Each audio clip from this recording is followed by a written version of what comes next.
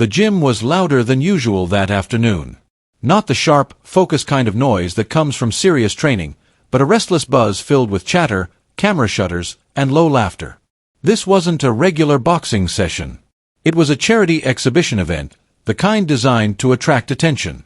Celebrities mingled with athletes, fans leaned against the ropes, and reporters whispered to one another while scanning the room for a headline. Everyone knew something entertaining was bound to happen. They just didn't know what yet. Near the center of the gym, a boxing ring stood under bright lights. Inside it, Chuck Norris warmed up quietly. He wore simple training gear, nothing flashy, nothing designed to draw attention. His movements were calm and deliberate. A slow roll of the shoulders. Light footwork. A few relaxed punches into the air, testing distance, feeling rhythm. There was no rush in him. No need to impress anyone. To Chuck, training had always been personal. A conversation between body, mind, and discipline. Most people in the room, however, weren't watching him closely. Their attention drifted instead toward a tall figure standing just outside the ring. Steven Seagal had arrived only minutes earlier, but his presence immediately shifted the energy in the gym. He leaned casually against the ropes, dressed in black, arms crossed, surveying the scene with a confident half-smile. Some fans whispered excitedly, others pulled out their phones. A Hollywood action star in a boxing gym always drew curiosity. Steven watched Chuck warm up, at first with mild interest. Then his smile widened. He tilted his head, eyes narrowing slightly, as if he were watching a scene that amused him more than it impressed him. A quiet chuckle escaped his lips. Then another, louder this time. "Is that it?" Steven said, not bothering to lower his voice. "That's what everyone's been hyping up." A few people nearby turned their heads. Some laughed nervously, unsure whether he was joking or serious. Chuck continued his warm-up, seemingly unaware, or at least uninterested. He shifted his stance, threw a light combination, and reset his feet. Steven straightened up, clearly enjoying the attention. "I mean, come on," he added, gesturing toward the ring. "Those punches look stiff. Basic. I've seen more fluid movement in movie rehearsals." The laughter spread a little wider now. Not everyone joined in, but enough did to change the atmosphere. A line had been crossed, and people felt it.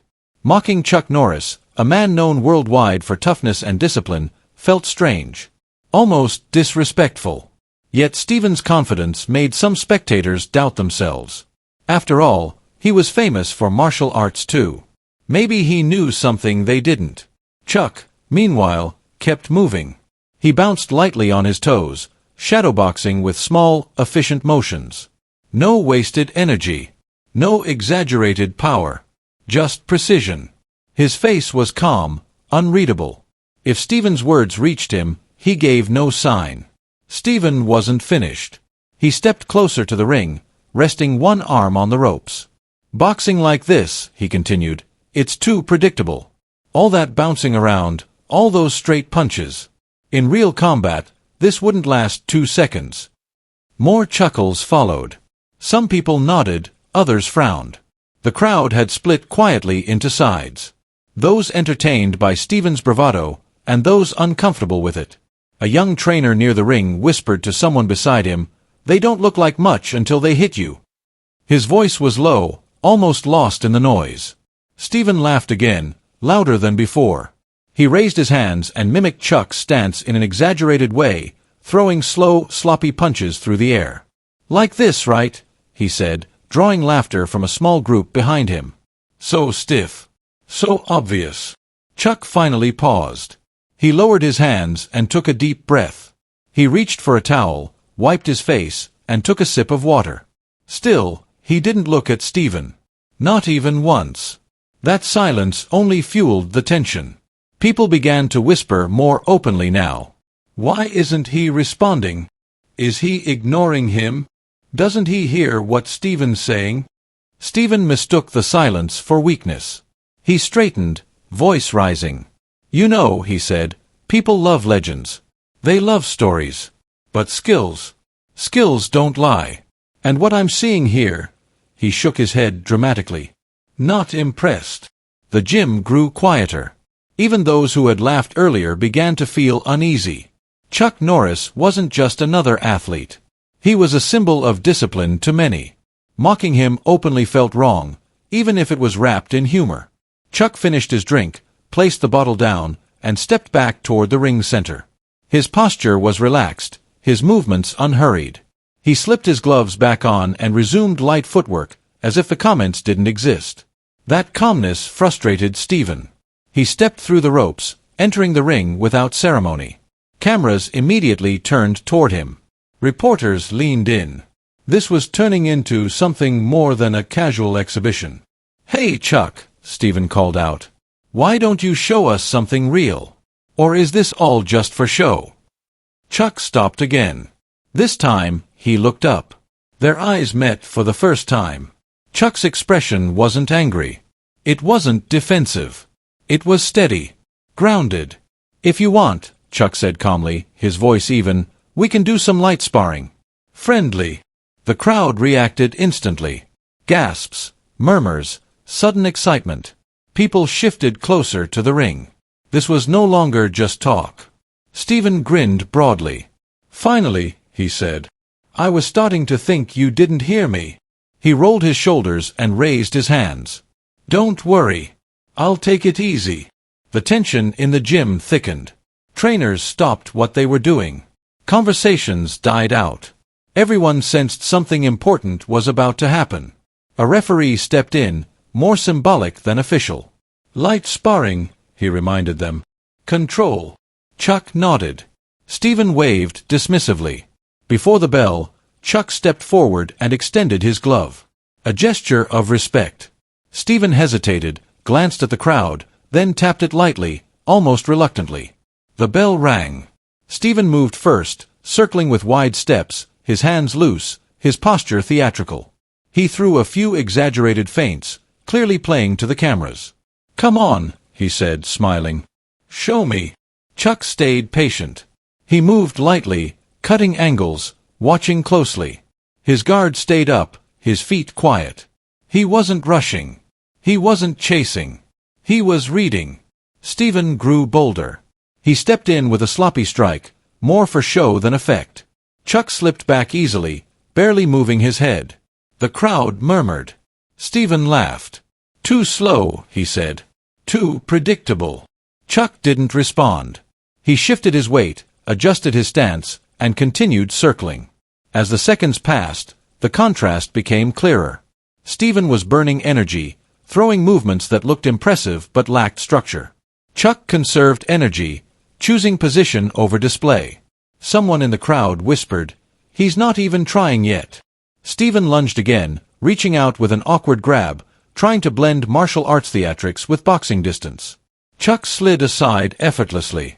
Still no counter. Still no aggression. That restraint confused the crowd. Some wondered if Chuck was holding back too much. Others sensed something deeper. Patience, not hesitation. Stephen smirked. "Is this all you've got?" he taunted. "I thought legends were supposed to be faster." Chuck finally spoke, softly. "You ever notice," he said, "how people who talk the most usually listen the least?" Stephen blinked, momentarily thrown off. Then he laughed it off. "Philosophy now. This is a ring, not a classroom." Chuck nodded. "True," he said. "But lessons happen everywhere." Stephen scoffed and stepped in again, this time overcommitting, his balance slightly off as he tried to impress the audience with speed. That was the moment. It was subtle. Almost invisible. Chuck shifted his lead foot just an inch. His shoulder rolled. And then the punch landed. A sharp, clean jab snapped out and connected flush. The sound echoed through the gym. A crisp pop that cut through the air like a whip. Stephen's head jerked back. His feet stumbled. For a split second, the entire room froze. Then came the gasps. Mouths fell open. Eyes widened. Cameras flashed wildly. No one had expected it to be that fast. That precise. That effortless. Chuck stepped back immediately. No follow-up. No rush. He lowered his hand slightly, giving Stephen space. Stephen stood there, stunned. His confident smile vanished. He blinked, shook his head, trying to process what had just happened. "That," someone whispered. "Did you see that? He didn't even wind up. That was just one punch." Stephen forced a laugh. "Lucky shot," he muttered. But his voice lacked conviction now. The crowd could hear it. He could feel it. Chuck didn't argue. He simply raised his guard again, calm as ever. Stephen moved forward once more, but his movements were different now. Less theatrical. More cautious. He threw another wide strike, but Chuck slipped inside and tapped him lightly to the body. Controlled. Respectful. Undeniable. The crowd erupted.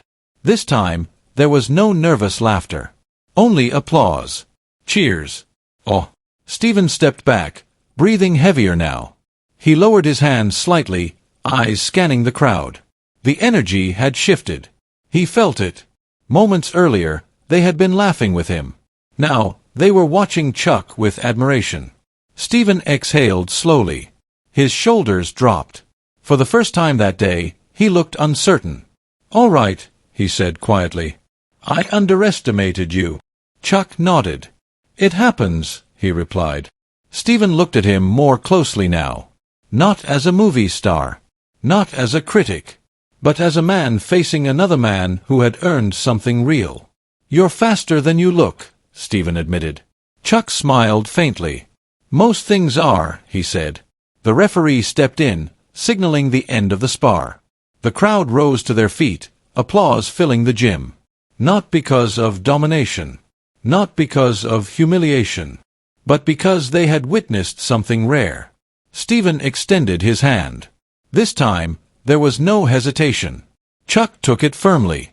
"I shouldn't have laughed," Stephen said, loud enough for the crowd to hear. "I thought I knew what skill looked like. I was wrong." Chuck nodded again. "Respect matters," he said simply. The gym grew quiet for a moment. Then the applause returned, louder than before. As they stepped out of the ring, people whispered among themselves. About discipline. About humility. About how easy it is to judge from the outside. Chuck returned to his corner, calm as ever, wiping sweat from his face. To him, it was just another day of training. Another reminder that real strength doesn't need to announce itself. Stephen stood off to the side, quieter now, thoughtful. The bravado was gone, replaced by reflection. And the crowd, filing out slowly, carried the lesson with them. Never laugh at someone's quiet work. Never mistake calm for weakness. Because sometimes, the first punch tells you everything you need to know. The applause eventually softened into a low hum, but the feeling in the gym didn't fade. It lingered, heavy and reflective, like the echo after a bell. People stayed longer than they planned to. No one rushed for the exits. Conversations felt quieter now, more thoughtful, as if everyone had collectively realized they just witnessed something that went beyond entertainment. Chuck sat on a stool in his corner, unwrapping his hands slowly. His breathing was steady, his movements unhurried.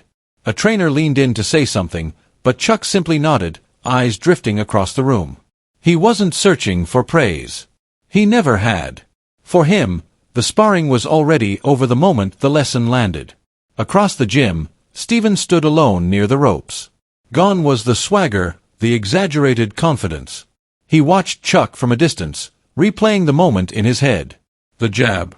The timing. The restraint. It wasn't the impact that shook him the most. It was the realization of how wrong he had been. A reporter approached Stephen cautiously. "Stephen," she said, holding out a microphone, "what was going through your mind in there?" Stephen paused. For once, he didn't have a quick answer. He glanced at Chuck again before speaking. "I thought I understood fighting," he said slowly. "I thought experience meant control. But I confused confidence with ego." The reporter nodded, sensing the weight behind his words. Nearby, fans whispered among themselves. "I've never seen him that quiet. That punch changed everything. It wasn't even hard. That's what's scary." Chuck stood up and stretched lightly, rolling his shoulders. As he stepped down from the ring, several people instinctively moved aside, not out of fear, but respect. A young man approached hesitantly, eyes wide. "Mr. Norris," he said, voice trembling slightly. "That was incredible." Chuck smiled kindly.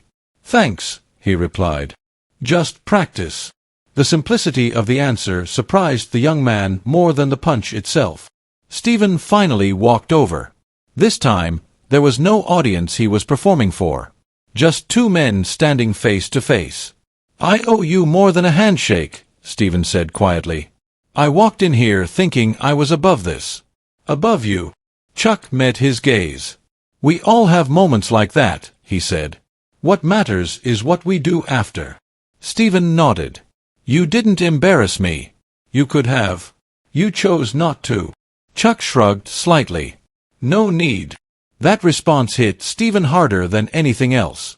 He had spent years in environments where dominance was celebrated, where winning meant breaking someone down. This was different. This was strength without cruelty. The crowd slowly began to disperse, but the story traveled faster than footsteps. Phones buzzed. Clips were replayed. Messages were sent. By the time people reached the parking lot, the moment was already becoming legend. "Did you see how calm he was?" Stephen laughed first. "That's what makes it wild. One punch. Just one." Later that evening, as the gym lights dimmed and the mats were cleaned, Chuck packed his bag quietly. He paused for a moment, looking back at the ring. Not with pride. With gratitude. For the discipline that had shaped him. For the years of silent work no one saw. Stephen watched him leave from across the room. Something had shifted inside him. The laughter he'd relied on for confidence felt hollow now. In its place was a new understanding. Respect wasn't demanded. It was earned. As the doors closed behind them, the gym returned to stillness. But the lesson stayed. Strength doesn't shout. Skill doesn't mock. And sometimes, the loudest truth is delivered in silence, right after the first punch. The story didn't end when the doors closed. In many ways, that was when it truly began. By the next morning, short clips from the event were everywhere. Not flashy highlights, not slow-motion knockdowns, but that single quiet moment. The jab. The pause. The stunned silence. People replayed it again and again, not because it was violent, but because it was revealing. You could see it on Stephen's face in that frozen second. Surprise, disbelief, humility arriving all at once. Comment sections filled with stories. "I've been laughed at like that at work." This reminded me why I stopped showing off and started training. Real strength doesn't need an audience. People weren't arguing about techniques or styles. They were talking about character. In a small gym across town, a teenage boy wrapped his hands before training and told his coach, "I want to move like that." Calm.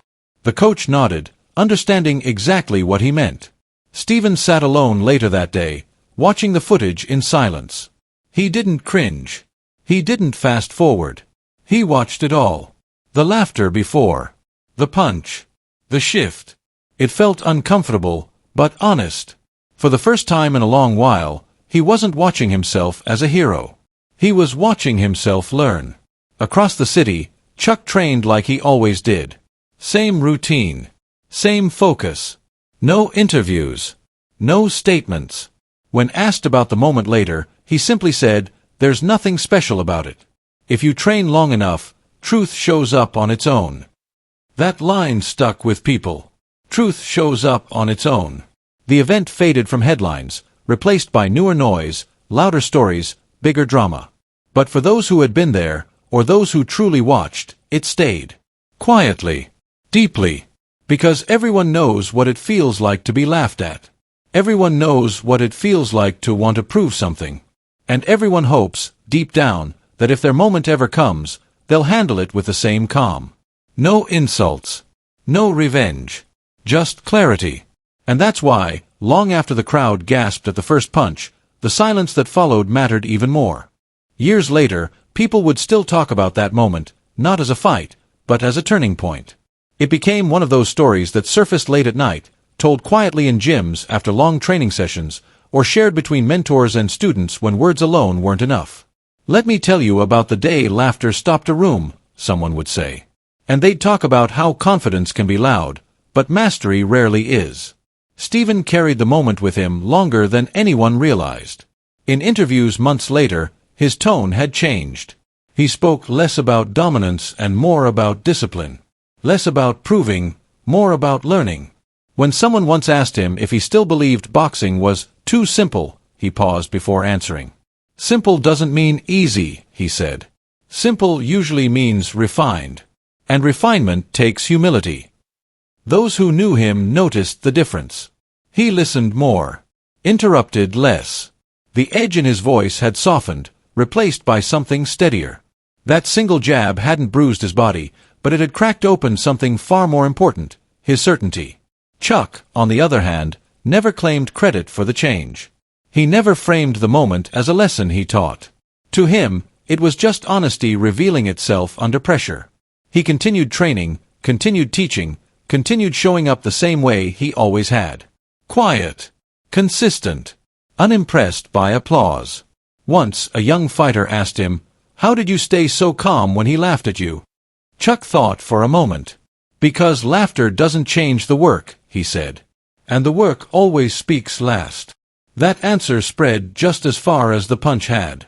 In gyms, classrooms, offices, and quiet personal battles, people carried the story with them. Not because it promised victory, but because it promised dignity. It reminded them that you don't need to answer every insult, don't need to match noise with noise, don't need to rush your moment. Sometimes, all you need is patience. Because when preparation finally meets arrogance, it doesn't scream. It doesn't boast. It simply arrives. And when it does, the room always knows. And that's what stayed with people long after the cameras stopped rolling. Not the jab itself. Not the gasp. Not even the apology. What stayed was the feeling. The realization that real power doesn't announce itself. That true mastery doesn't need to mock. That the strongest response to disrespect is not anger, but readiness. Somewhere out there, someone watching that moment decided to keep training instead of quitting. Someone else chose silence instead of arguing. Someone learned that being underestimated isn't a curse, it's an advantage. Because when you're quiet, people don't see you coming. When you're humble, they don't prepare for you. And when you finally step forward, all it takes is one moment of truth. One clean punch. One calm breath. One instant where reality replaces illusion. The laughter fades. The noise disappears. And what's left is respect. That day in the gym wasn't about who was tougher, louder, or more famous. It was about something far more rare. It was about character revealing itself under pressure. And if there's one lesson the crowd carried home with them, it was this. Never laugh at someone who's still doing the work. Never confuse silence for weakness. And never forget. The most powerful people are often the ones who don't need to prove it.